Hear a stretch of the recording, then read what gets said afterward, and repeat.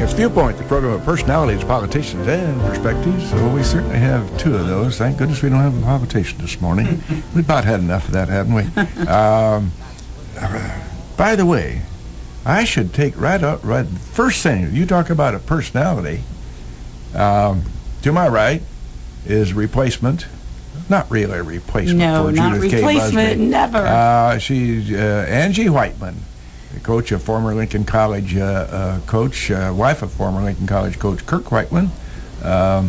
Decided to sit in with me this morning and take the place of Judy Busby for this morning. Judy's up in Ufta land with her daughters for some much-needed change of scenery and so forth. So we're pleased to have Angie Whiteman with us this morning. Thank you. Nice to have Thank you. Glad to be here. Been our pleasure to know Angie through going to Lincoln College games, and our respect for her husband and coach Kirk Whiteman.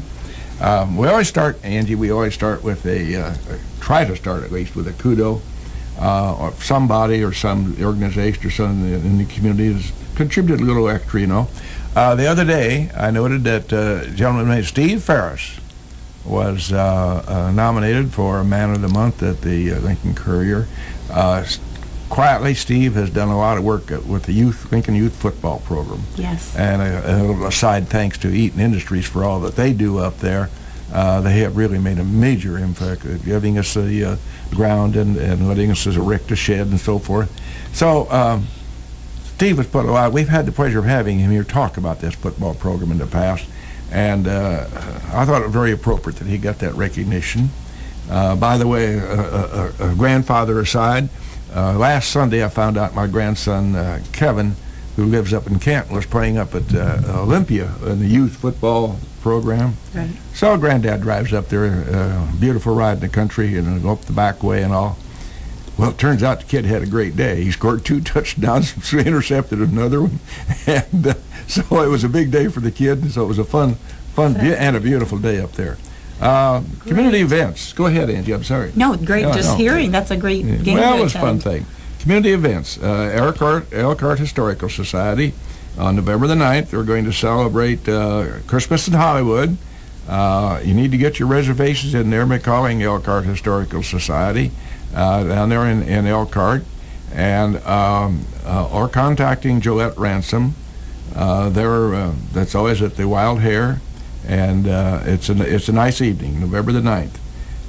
Then I wanted to be sure and comment about the fact that the folks at the St. John's, the youth group at the St. John's Church, are having their 11th annual Veterans Dance. We old geezers appreciate that. Some of the veterans are a lot younger than some of us, but we have a nice time out there. And those young people at St. John's United Church of Christ do a great job of organizing this, and have done now for 11 years. So it's a great thing. Then I've been asked to comment about the Lincoln Low Vision Support Group. They're going to meet November the 12th. This is an organization for those who have impaired sight, and it's kind of a self-help group. They get together. It's going to be at the Lincoln Christian Church at the corner of Pekin and McLean, and you're asked to enter the door off of the parking lot underneath the canopy. This is a good organization. If you have some sight problems and have not even seen anybody but have some concerns, it might be well for you to avail yourself of this opportunity to go in there and talk to those folks. Gene goes there almost all the meetings. I would say 2 years ago, John and Angie and James, I went to a meeting in Springfield with this sight-impaired group, some of them with dogs and so forth. And doggone if the doctor that's conducting the thing didn't get up and show a slideshow. And I thought, what in the hay is going on? I turned to the lady behind me and I said, "Madam, am I missing something here?" She says, "I don't know what the hell's going on." And a doctor at that. So anyway, okay, all right.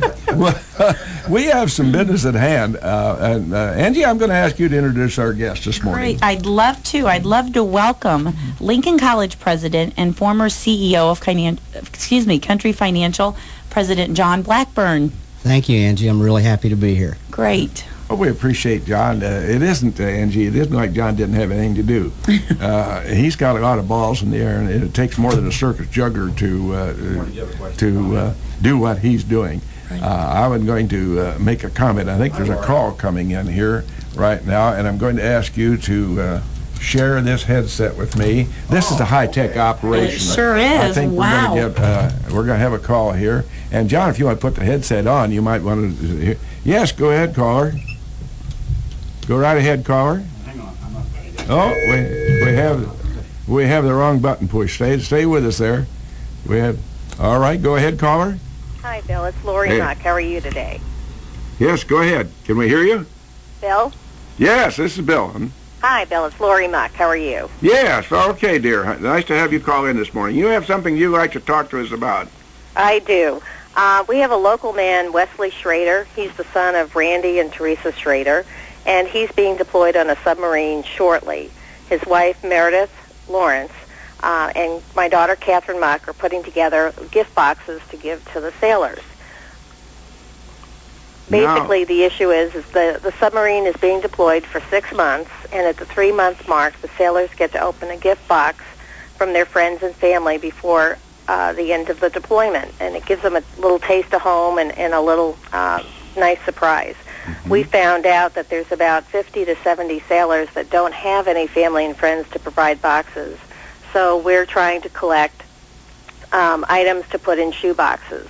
The grade schools are collecting and decorating the shoe boxes, and we're asking the community if they'd be willing to drop off items to contribute to the boxes. You know, they have to be able to fit into a shoe box, so it's things like DVDs, paperback books, magazines, little small travel games, playing cards, hard candy. We learned they really like sunflower seeds and the water flavoring packets, you know, that you can, so they can have some tasty water once in a while. And then also to include like letters of appreciation to let them know that we really appreciate what they're doing. One of the sailors that we talked to did say, please no chocolate because it does melt. I guess it's kind of warm in the submarine. And they are not allowed to have any electric items. So we have drop-off boxes at Muck Law Office at 207 South McLean Street, at the State Bank of Lincoln, and also at Logan County Bank. So if anyone in the community would be willing to participate in this, we'd really appreciate it, because we need to let these guys know that we really do appreciate what they're doing for us. Hey, we thank you for this call. That's a very, very important call that you're making this morning. It would not be very nice to be out there, wherever you are, underneath all that water, and some of the guys on the ship having boxes and some without. Having kind of been there, not in a submarine, I wouldn't go down that far. I didn't mind flying at 28,000 or 30,000 feet, but going down 10 feet's enough for this old guy. But seriously, that service is certainly something that needs to be remembered, and we thank these young men for this.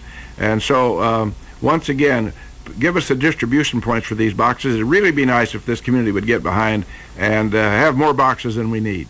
That's right. Any extra boxes we're going to send, and they're going to use the boxes for, you know, other submarines and to do fill-in.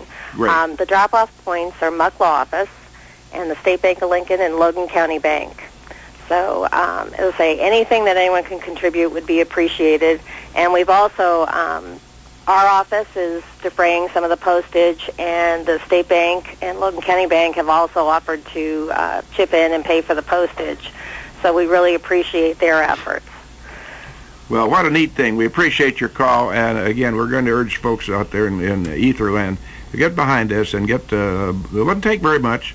It doesn't take a little effort at all to get a box ready and get it over to your office would be maybe the easiest thing. That's right. Well, okay. Thanks a lot, Bill. I appreciate it. We appreciate your call. Help. We appreciate the nature of the call, too. Thank you very, very much. Bye-bye. Well, that's a nice little volunteer effort. Those of us who put on a uniform and been far away from home can kind of relate to the fact that some of those folks are thinking about them. So that's a really neat thing. Well, John, again, a lot of balls in the air. You've come aboard Lincoln College's presidency at difficult times. Gord knows he ought to have a medal for just having the chutzpah to take on Accept the position. this position. There are several of us who are kind of secretly proud that we've been able to persuade John Blackburn to take the presidency of Lincoln College. A young man was retiring from Country Financial after a very successful career, and there's a couple, three of us, or maybe more, thought that, well, he's too young to be out to pasture. So we prevailed upon him to think about the Lincoln College presidency, and happily, we were successful in that. So welcome aboard, John. Well, thank you, Bill. I may want to correct the young man part of that comment. Well, from my perspective. Yeah. But I have a real passion for Lincoln College, and it comes from many directions. I had a daughter and now a son-in-law who are Lincoln College grads, and I saw what Lincoln College did for them, building a foundation for their next step in education, which were four-year degrees. And so I witnessed that in the late 90s, and then as a 10-year member of the Board of Trustees, I watched Lincoln College face its challenges and still serve its students. And this isn't an easy time for small private colleges, but it's also a time where we can make a difference in the lives of some young people. So I'm real excited about it. I'm kind of re-energized, something new, and I've kind of come full circle. I taught and coached for 12 years out of college, and then 30 years with Country, and now back to education. And I can tell you that some things have changed, but there are an awful lot of things that really haven't. It's still about youngsters and helping them sort of, and empowering them to reach their full potential, which is what we're trying to do at Lincoln College. Well, Angie, as the wife of a former coach, has a pretty good feel for what we do up there at Lincoln College. Angie, I have one of my grandsons both of them are pretty good, but one was much better than the other, a basketball player, and he wanted to know if he could go to Lincoln College just to play basketball. And I said, no, it doesn't work that way. So there's a matter of what we call classwork. Classroom, yes, that's the top priority. And just a quick aside, he wasn't a particularly really a college material student. So he went down here to MTI and learned to be a welder, and he's doing very well, highlighting the point that not everybody is academically ready to go to the next level after high school, but you have to have a trade, a skill, to market your skills, and he's done very, very well. Kurt, in his tenure, brought some good kids to the Lincoln College campus to play basketball and to study. Right. And they learned how to study, and Kirk was one of these fellows, and John knows this, that was kind of on these kids to make sure that they weren't slow enough. They'd be like my grandson who just wanted to come there and play basketball. Right. That just doesn't work. So the MO, the method operandi, modus operandi of Lincoln College is to take maybe youngsters like one of my grandsons who's pretty doggone smart, but just hadn't got himself together yet. And he wanted to go to Southern, and I said to his dad, as long as I'm paying for it, he's not going to go down there because he's not ready for that. We'll put him in Lincoln College. And boy, he blossomed and did very well, got excellent grades, moved on to Western, got his baccalaureate degree, and now doing very well. And I only mention that in a personal way because that's just typical of what we do at Lincoln College. Right. So We really do, Bill. We serve all kinds of students, obviously, from those that are, we have students who have some disabilities. We have students who are extremely bright, and we have students who are late bloomers. And where we have sometimes, I think, stood apart from some other colleges and universities is that student who is a little bit of a late bloomer seems to blossom at Lincoln College with the smaller classes, instructors that know their name, and can intervene while, early in their career if they need some special help, and make sure that they're attending class. And we've had some great success stories at Lincoln College of that type of student. So, I don't want to imply that's the only student we serve. And your point about oh no, it's not. Student athletes is really an important one. A third of our students here at the Lincoln campus are athletes. We have 18 sports, and there's some real positives in that athletes often are thought of, as people who aren't academic. The fact is they're very disciplined. Mm-hmm. They have to manage their academics and their practice schedules. Mm-hmm. And most of our coaches are also instructors. As an example, our new basketball coach, Pat Lepper, teaches 3 business classes and has an MBA, as well as recruiting and coaching basketball. Yeah, so it's just more than a jock thing, isn't it? Yeah, and if you think about last spring, our softball team and our baseball team had great seasons. Baseball team, I think, won 30 games. But they were also both academic All-American teams. And we were just as proud of that as we were the fact that they had a good season. So at Lincoln College, again, I think we try to get a balance between extracurricular activities, whether it's theater or jazz or sports or whatever a student's interested in, and making sure that they get their academic work done as well. Well, you made a point that I want to re-emphasize, and that is we just don't take those marginal students. Certainly not. We have some very good students. We have some high academic achieving students that go to Lincoln College because of the fact that it's a smaller environment, and they want to be as part of what we offer up there. Yeah, we're the only 2-year college in the state of Illinois that also has residence halls and a full college experience. Mm-hmm. There's a lot of community colleges, but they don't give the student the total experience that we can at Lincoln College, and so we fit what the needs of a certain group of people, and I think we serve it well.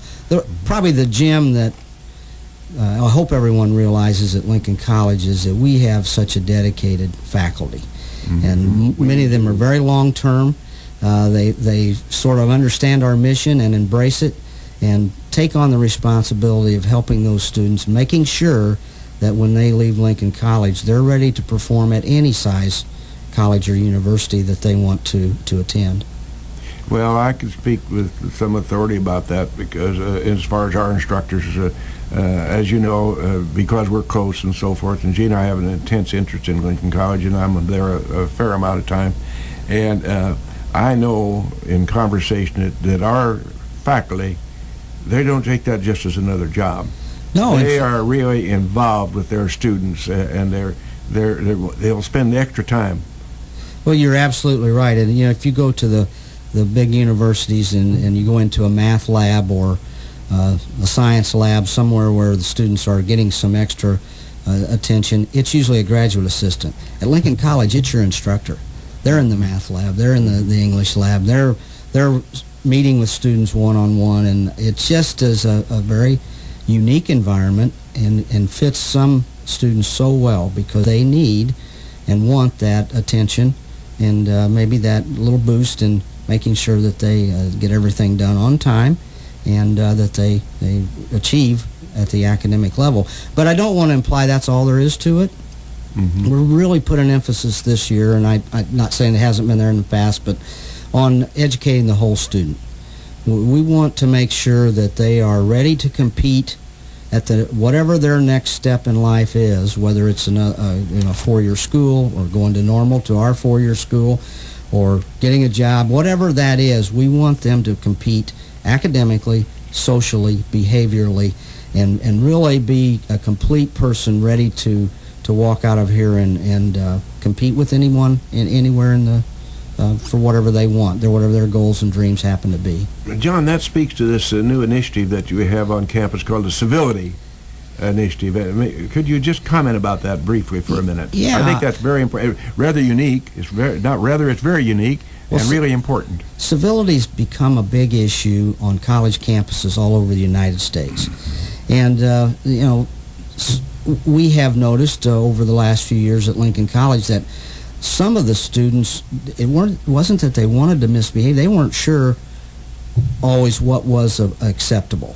Mm-hmm. And, there's peer pressure to behave like your peers. And so 2 of our deans, Dean Nutt and Dean Thomas, worked together to put the Civility Initiative in place. And it's really just saying to people, it's proper to be courteous. And it's not appropriate to be on your cell phone in class. It's not appropriate to yell things across campus. You'd be surprised, though, if you go to college campuses all over, that's the things that they're, I guess, I don't know if fighting's the right word, but working hard to deal with. And so these ladies said, let's approach this from a positive point of view and try to make sure that the students help lead this initiative. And we educated our faculty and our staff and our students about, we want to be known as a place where there is great behavior. We don't want one or two bad actors to sort of form our reputation. And so this program is working. It has been embraced by the students. Behavior has been excellent this first part of the school year, and we've heard it from the community, we've heard it from the instructors, and we've heard it from the students in the dorms, that they like the idea that they're almost noticed and recognized for good behavior. And so we're trying to do it from a positive point of view. But the other day there was an instructor told me there was a student in class tapping their pencil on the desk. And they didn't probably even realize it. And another student looked over at him and says, "Hey, dude," in civility. No kidding. And then everybody laughed. A little side issue there, but you see, there was a point being made. Right. That point had been made to this individual, and he's kicked it on. Right. And I think, it was done in a somewhat of a humorous way, Sure, but also made a point. The point And was so that's what we're trying to emphasize. When our students came to campus, we met with all the freshman students and their parents and started talking about we owed them an education in all facets. And as I said, socially, behaviorally, and academically. And we were going to emphasize all of those. And it was interesting to watch the parents shaking their heads. Yes, they wanted to see that happen. And, one of the points I made to them is your son or daughter is now going to be away from home. And they're going to have to make choices. And there's been a lot more dreams ruined by bad choices than by bad grades. Yeah. So, again, parents were shaking their head, and we just are spending some time on those types of things, as well as making sure they get their work done. You had to you were going to jump in there, I'm Mrs. just listening. Whiteman? That's great, having worked there 10 years ago, then coming back just as a spectator, coach's wife. That's great, and it is something that they've always battled. Every college campus has, so that's great. Well, you put 600 18 to 20-year-olds together without parental supervision anywhere in the world, and they could tend to get a little rowdy or not bad things, but just misbehave a little bit and entertain each other. And so we know that we have a responsibility to help them learn what it takes out there in the real world. I told a student the other day that was thinking about going to an interview, I said, you don't have to dress and look like the people that are interviewing you, but your odds will go way up if you do. Mm-hmm. And they well, don't. See, a point well made, you see. That's another thing. If they leave this campus, perhaps hopefully they've been exposed to the fact that we don't always have to wear shorts down around our knees and as caps to the side. We don't have that type of student here anymore. We've got some unique individuals. We all know that, and we're all going to be, I suspect I wasn't the smoothest kid when I was on the college campus. Well, Bill, I would want to know about that. But I will tell you that students are like all of us. They want to be appreciated for what's unique about them and makes them an individual, but they also want to be part of something good. And that union that is developed on campus among the student body is very important. But we do not want to take away their individuality or their uniqueness, because that's also something that makes them who they are. Well, you have a huge, all colleges, but particularly here in our little community, we have a huge economic problem in trying to give these kids the education to which they're entitled, for the tuition which they're paid. Their parents are working so hard to do that. We're going to talk about that just briefly, but we're going to give Mr. Ash a little heads up so that we can talk about the financing of WLCN. Okay. That is called sponsors. Go right ahead, Mr. Ash.